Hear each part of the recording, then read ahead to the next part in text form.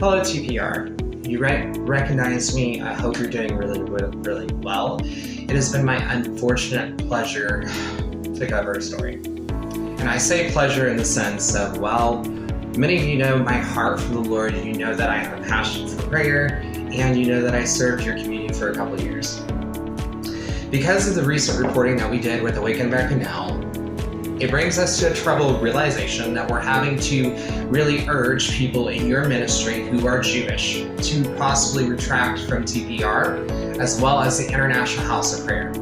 Based on the prophetic standards that you all have not signed, and the fact that you claim to make up your own standards and have accountability to leaders, but what those standards are involved on who's on staff and who gets to stay on staff.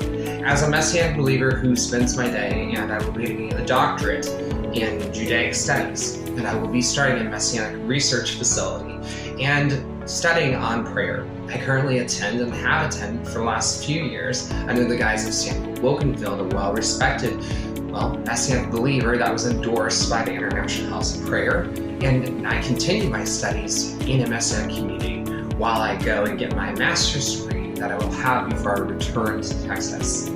I have several years of working in leadership development outside of prayer room, and I also have a church ministries degree. I completed your internship, and I was very active in helping you all in several events, as you all know. I try to be non-partial and try to do things that are constructive. And by no means am I trying to make the statement to get even or to be negligible. But your behavior, especially with your senior team, by keeping the Hundals on staff, that proves to me and will prove to the rest of the community that your decision as leaders are questionable of your ethics. Unless you are able to develop, which I trust that you are able to, I believe that you're able to, and I believe for the next few years you're going to be spending a lot of time rewriting material.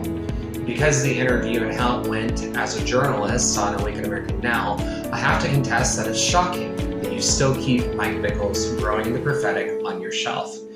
Unfortunately, I believe that he is a cult leader and he endorses Gnosticism that's rooted in Desert Father theology. Because you support bridal mysticism, and it's very evident that you do. And in relation to my stance as an ex-gay theologian, you've required me to do this biblically and to bring correction to your house in these areas. And I'm well established to be able to do that as the leading ex-gay voice in the world. You might be aware online that I will be moving to make an amendment to the Constitution and much, much more in the years to come.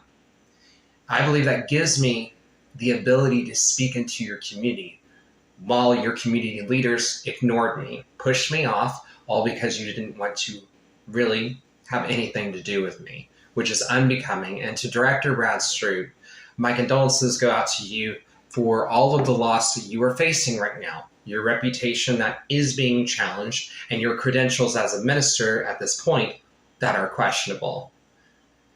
It's very unfortunate that this is the case, and that your ministry, as well as the International House of Prayer, in which we are also addressing at the same time, must sign some aspect of how you approach ethics and standards. Because of this, we are urging you to go out of the way and contact the ELT on your own decision.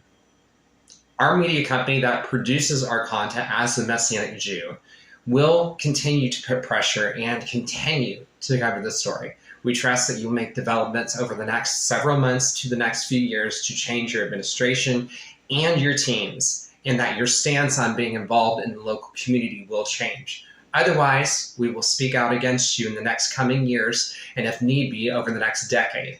And we will begin to tell about the harms that your community, which could do better and will be able to do better, that we have full confidence that you're able to do.